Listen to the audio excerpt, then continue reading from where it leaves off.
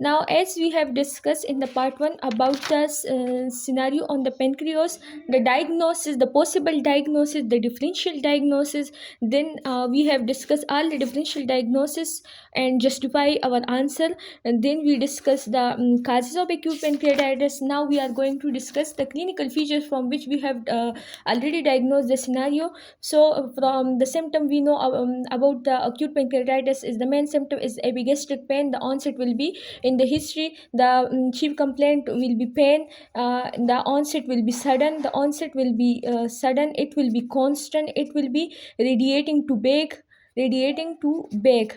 And relieving factor was leaning forward, and aggravating factor was eating any food or fatty food. Now we will discuss about some sign related to acute pancreatitis, in which there are two important sign: the great ternal sign and the choline sign. In the great ternal sign is basically the bluish discoloration of the plank. Why it occur due to subphageal edema, subphageal bleeding. Subphageal bleeding leads to bluish discoloration of the plank called great ternal sign, while this subphageal bleeding also leads to the bluish discoloration around the umbilicus, which is called the choline sign. In the complication, there are two type of complication: local complication and the systemic complication. In the local complication, acute fluid accumulation occur in the this is pancreas, and if there is inflammation in the pancreas, it is called acute pancreatitis. Due to inflammation, fluid will pus, blood cells and fluid will excrete here, and the accumulation of fluid in the pancreas, acute fluid collection in the pancreas occur, and this acute fluid is not surrounded by any granulation tissue, but when this fluid leak out from the pancreas and then surrounded by the granulation tissue, it form a granulation tissue encapsulated or pseudocapsulated fluid. Then it is called pseudopancreatic cyst. If this fluid leaks out from the pancreas, collects outside the pancreas, and surrounded by a granulation tissue, not an epithelial tissue, not a true capsule, but by a granulation tissue, then it is called pseudopancreatic cyst. And this pseudopancreatic in this pancreas, if the inflammation is chronic, it can lead to the necrosis of the tissue of the pancreas, and if this necrosis is not treated on time, then some cell die here, and the dead cell, the blood cells, and the fluid collectively called abscess. And abscess is a cavity of fluid filled cavity occur within the pancreas. So these are the local complication. In the systemic complication, the inflamed pancreas is can irritate the diaphragm. There is diaphragm, and in the inflamed pancreas can irritate the surrounding organ like the stomach, like the diaphragm, and it can cause acute pleural effusion and can lead to acute respiratory distress syndrome. As with pancreatitis, the patient is complaining of severe vomiting, so the blood pressure of the patient will fall. The patient will goes to hypotension, and due to this hypotension, hypovolemia occur, and this hypovolemia in severe cases will lead to shock. Due to the hypovolemia, the blood supply to the renal system decreases, due to which GFR decreases, and due to decreased GFR, oliguria occur, and it can lead to renal failure if not treated on time. In GIT, as we know that behind the pancreas there is a vein running called the splenic vein. This inflamed pancreas can irritate this splenic vein, and when this splenic vein get irritated by the inflamed pancreas, it can also get inflamed, and in the inflammation in the wall of the splenic vein can activate the coagulating system and can lead to a platelet clot within the portal vein, and this can lead to portal vein thrombosis, or no, this can lead to splenic vein thrombosis, and splenic vein is then joined with the portal vein. This thrombus can get dislodged and can cause thrombosis in the portal vein as well. So the splenic vein thrombosis and the portal vein thrombosis are the GIT complication of the acute pancreatitis in severe cases. In hematology, hematological complication is DIC, disseminated intravascular coagulation, because of the damage of the closed vessel in the vicinity of the pancreas. It can activate the coagulating system in those vessels and can lead to uncontrollable coagulation, which is called disseminated intravascular coagulation. In the CNS, it can cause psychosis and depression. Now, how will we investigate this patient? For investigation, we will test some biochemical enzyme in which amylase will be raised, but more than four-fold normal. It will be raised more than four-fold normal, while lipase, it is raised by third and fifth day of acute pancreatitis. It is not so much sensitive than lipase. Lipase is more sensitive and specific than amylase because it is raised for longer period. It is raised for longer period, as well as the amylase can be elevated in the acute peritonitis. So it is not that much sensitive, while the lipase is more sensitive and specific because it get raised for longer duration. Why we do ultrasound abdomen? For ultrasound abdomen, we do for exclusion of gallstone, because we know that gallstones are the main cause of acute pancreatitis in the eastern country. Why we do CT is the investigation of choice. It is the investigation of choice, and it can include all the local complication like abscess necrosis, and pseudocyst. For that purpose we do CT scan.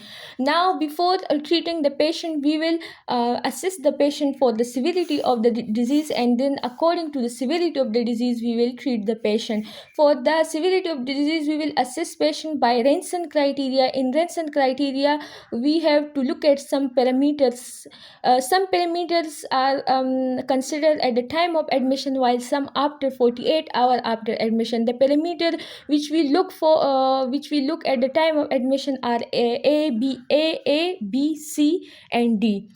A stand for if the age is more than 55, if AST, an enzyme, is more than 250 unit per liter, a blood glucose is more than 200 milligram per dl, if the cell count more than 16,000, and if the LDH, that is the lactate dehydrogenase, is more than 700. This is then the patient will be considered as severe. This is the severity criteria of the patient of acute pancreatitis at the time of admission. Now, after 48 hours of admission, we will look at the arterial pressure of oxygen, which will be less than 60, the basal deficit, which will be more than 4, the blood urea nitrogen, which will be more than 5, A, B, and C. In C, the serum calcium will be less than 8 milligram per dl, and the hematocrit will decrease more than 10%. The hematocrit will decrease more than 10%, while the fluid sequestration will be more than 6 liter. The fluid sequestration will be more than 6 liters. Now, how to interpret the patient on this criteria? If the score is 0 to 1, it's mean mortality, there will be no mortality. If 3 to 4, there will be 15% mortality. If 5 to 6, then there will be 50% mortality. And if more than 6, then there will be 70 to 80% mortality rate. So up to 3, we can consider the patient as mild, and up to from 4 onward, we will consider the patient as severe case of acute pancreatitis. Now, how to treat the patient of acute pancreatitis in mild cases and in severe cases? In mild cases, we will admit the patient in ward. We will give IV fluid to the patient to compensate the loss that has occurred in the vomiting. We will give antiemetic to control his vomiting. We will give analgesic to control his pain. We will give analgesic to control his pain, and we will give respiratory support if there is any respiratory sign symptom. In severe cases, we will admit patient in ICU first we will we will admit patient in ICU, and we will pass IV line.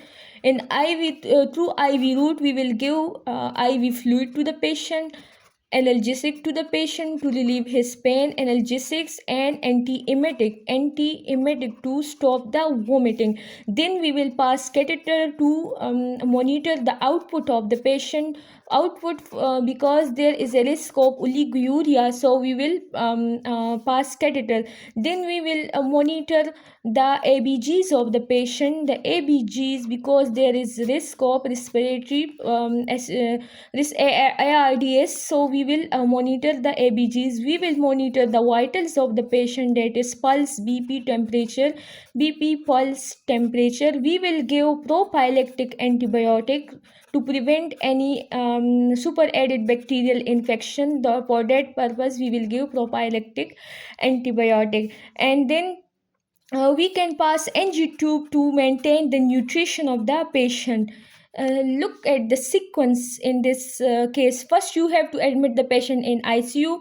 Immediately, you have passed the IV. You have to pass the IV line to take some blood for some biochemical test. That is the LFTs. That is the RFTs. We will also perform LFTs, RFTs, serum calcium, and LDH. For that purpose, we have to take some blood, as well as we have to pass the IV fluid, analgesic, anti-emetic. Then we have to pass the catheter, monitor the ABGs, monitor the vitals, and give prophylactic antibiotic. NG tube is passed for nutrition. Then, if the patient, if there is a suspicion of gallstone, we will do ERCP. ERCP is an endoscope, is an invasive a procedure in which an endoscope, a flexible tube, is passed through the mouth into the esophagus, then through the stomach into the duodenum. This tube is passed into the duodenum, and then it enter into the duct of the pancreas, to look at the stone.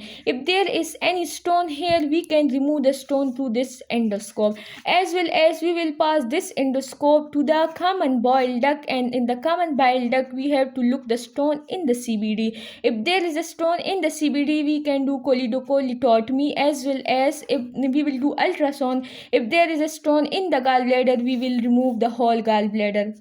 Then, if the patient has suspicion of serious complication, we can give inotropic support to the patient. If there is respiratory complication risk, that is ARDS risk, then we will give ventilatory support to the patient.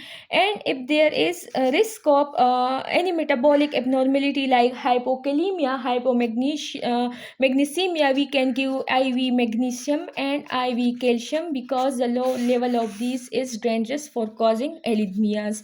Now, in surgical treatment, what we can do if the patient has developed abscess, we can drain the abscess. We can drain the abscess by CT guided aspiration of the abscess. If the patient can develop necrosis, we can do necrosectomy.